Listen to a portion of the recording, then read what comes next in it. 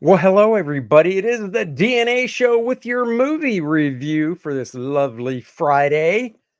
Last night, Dennis and I went and saw a kids' movie, but not all movies, even though it says for kids.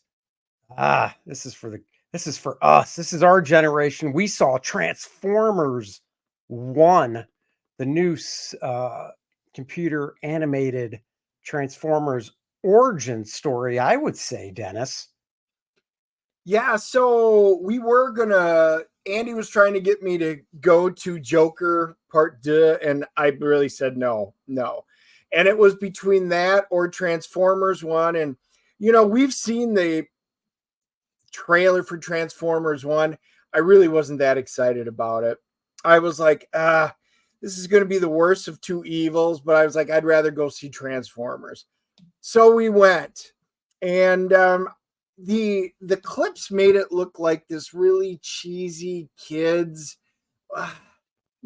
sci-fi Transformers prequel. I was like, but we went. And I will say this, we'll make this nice and sweet and short. It really wasn't. It was a buddy comedy that started out. And this movie was phenomenal. In my mind, it had way more heart. The stars, the voice actors were fantastic. The story was engaging and made you feel through it. It was Dennis knows more about the Transformer lore than I do, but I know enough. So I think the only thing I didn't know was Cybertron, the planet, was actually, I guess you'd say, the first Transformer, and he transformed into the planet. I didn't know that, but what made this so cool is it's like Godzilla -1, Transformers 1. It's the origin story. It's a young Optimus Prime. Obviously, that's not what he's called in the beginning of the movie. A young Megatron. That's not what he's called either. These guys are two buddies that are basically miners on the planet Cybertron that are mining Energon. That's what it's called, right? Energon. Yeah. They're mining Energon along with a bunch of other miners and stuff. And you get to see them as friends. And it was like a buddy movie. And you got Chris Hemsworth as Optimus Prime. It was great. Scarlett Johansson. What's her? I can never remember that character's name. She plays Alita 1. Alita 1, yeah. And then I already blanked on the actor, but he's from the Eternals, played Megatron. What's his name? Brian Tyree Henry from Bullet Train.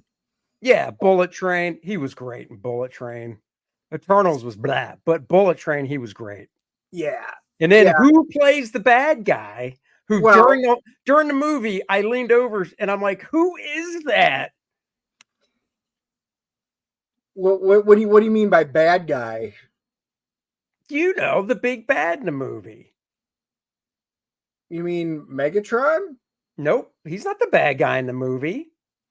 Oh, I get what you're saying. John Hamm. John Hamm. Yeah, I was trying to think. He was Sentinel Prime. Yes, Sentinel Prime. He was great. So one of the things that they did, well, you got Steve Buscemi as Starscream. Yep. Lawrence Fishburne was Alpha Trion. A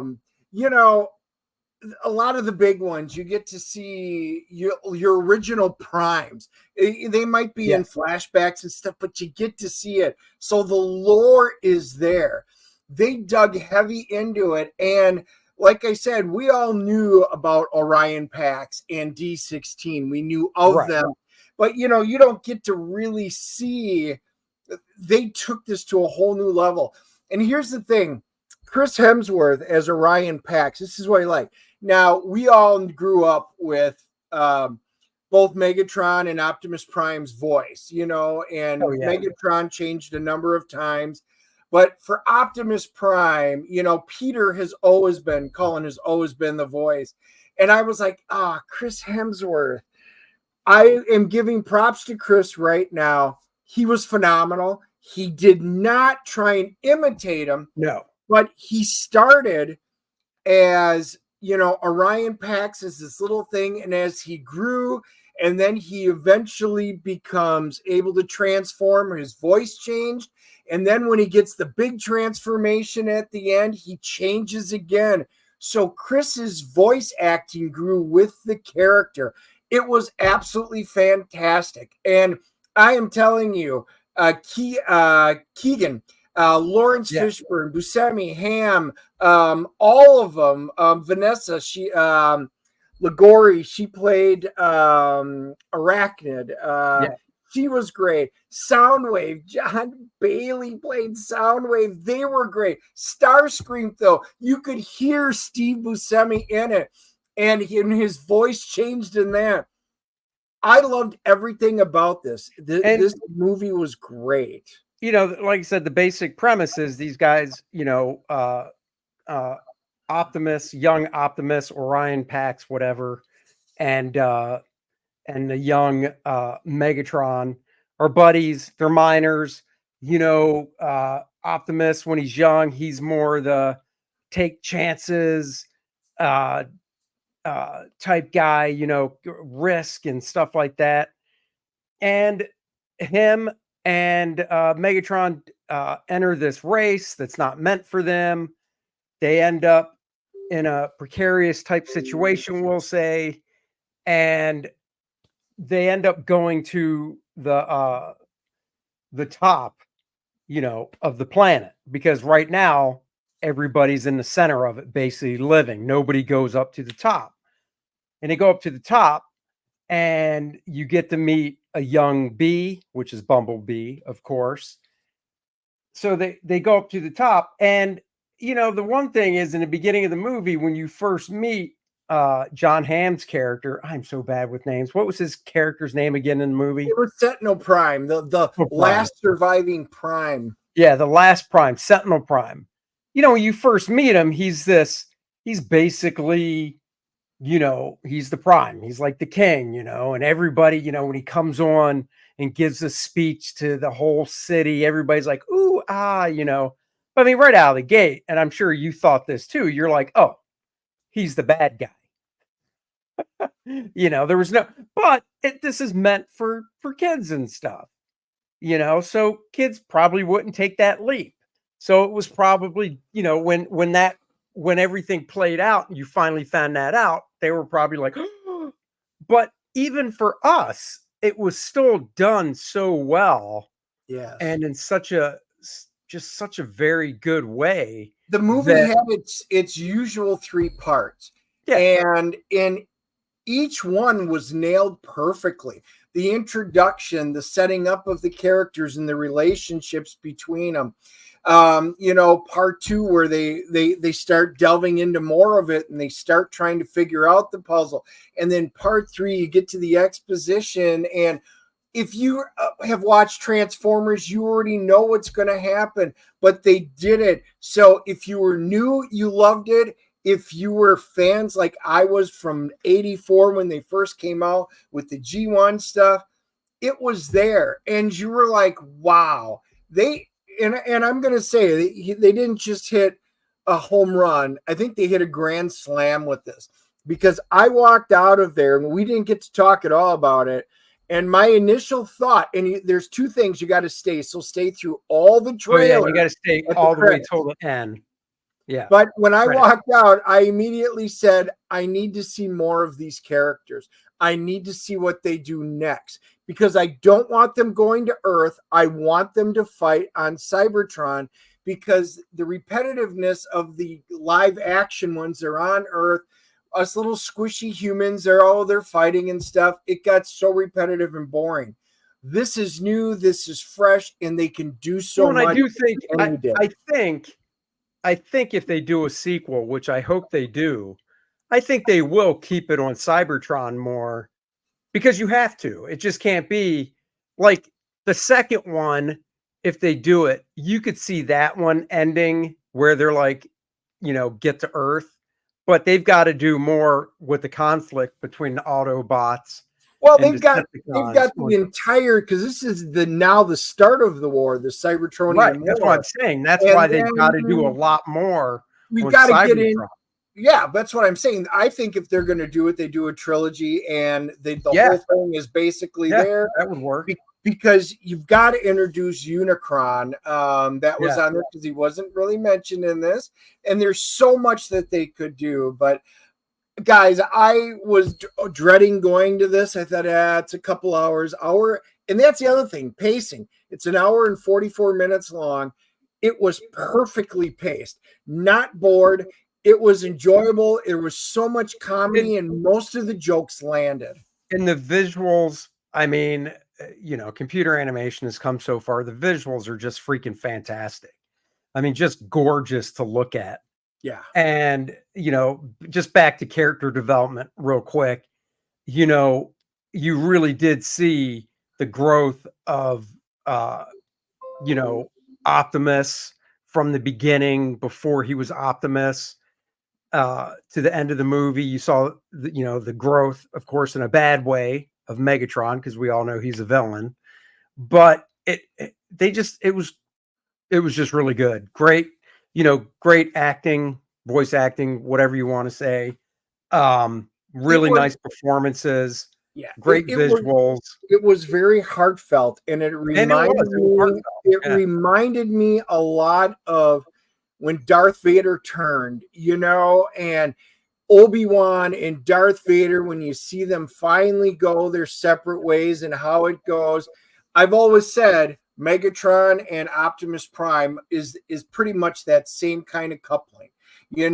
Two people that have been through so much together, and then to see how they split, this is very much in that vein, and they nailed it. It is one of the best things that I have seen with that reaction of how they separate from being best buddies to how they wind up turning and flipping sides. All right, well, let's CGC this puppy. That's our rating.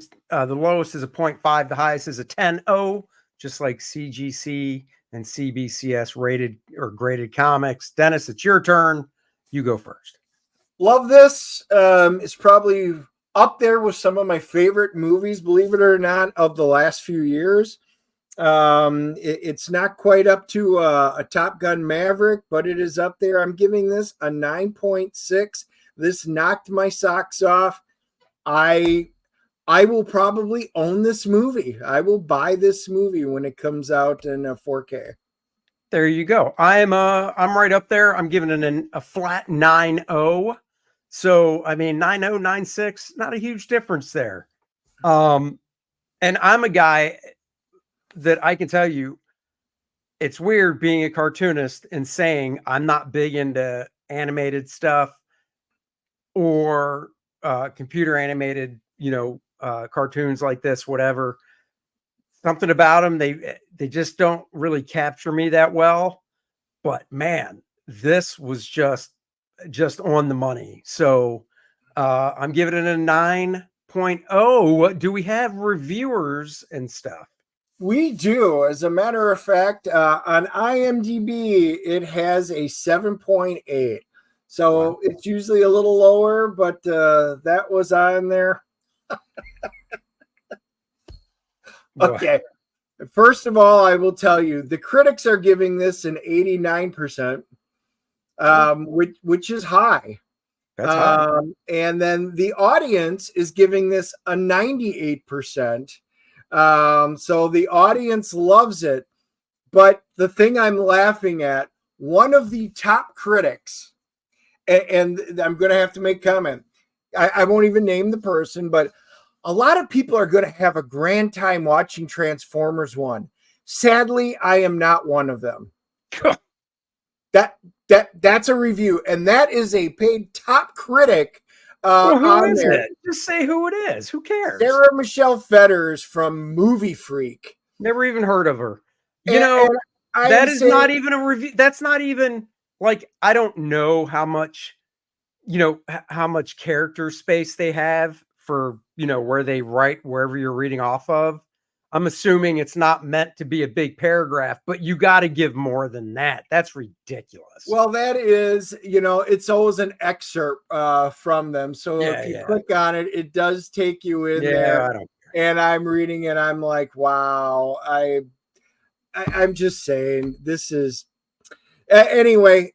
Everybody's allowed their opinion and stuff on there, but we are on opposite ends of that. I bet she we're on the same end is Kor-Drath, The Awakening by myself and Dennis, the new 64-page graphic novel. Guys, if you are fans of Conan, Dungeons and Dragons, Game of Thrones, high adventure fantasy with badass barbarians and hot chicks, Kor-Drath is for you.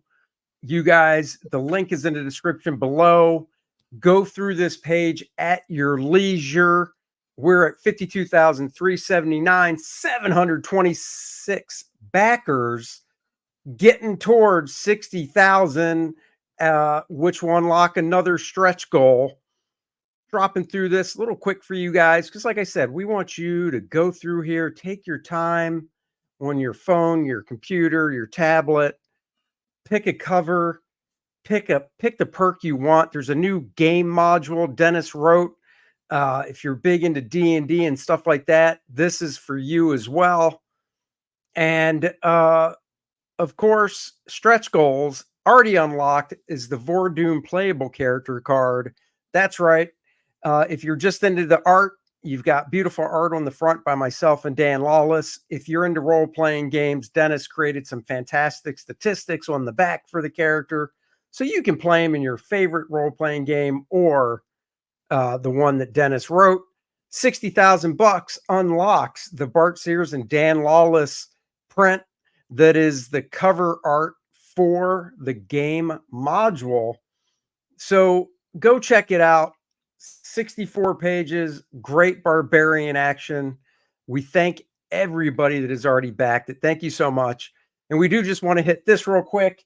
The children's book, guys, what is the children's book? I'm going to remove it because it's right here. Let's see, which one is it? This one. Oh, look at that. The books are in the house. These ship out the next day. Great 24-page story. Ooh, wrong one. I love to read. It's meant for young readers, kids learning to read. Read it to your kid. We've got the activity book. It's all black and white story plus crossword puzzles, connect the dots, things like that.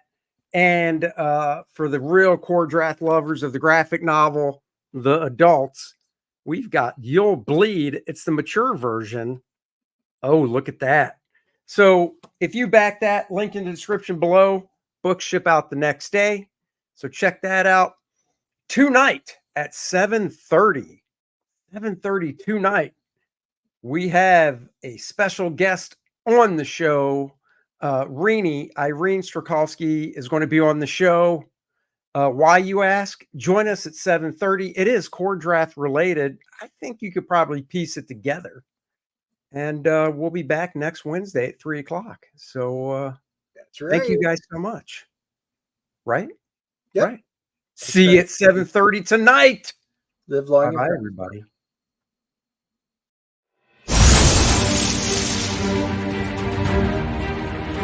An ancient evil awakened to slaughter his family.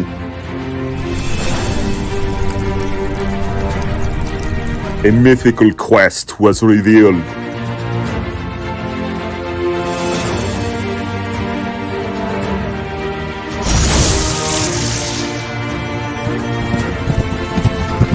Treacherous perils await.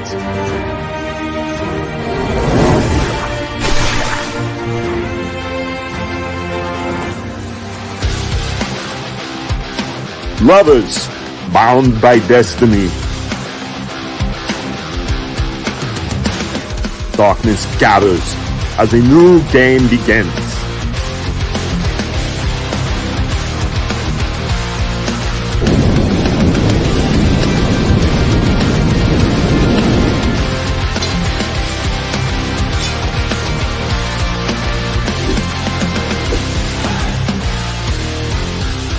One man's rage will shape worlds.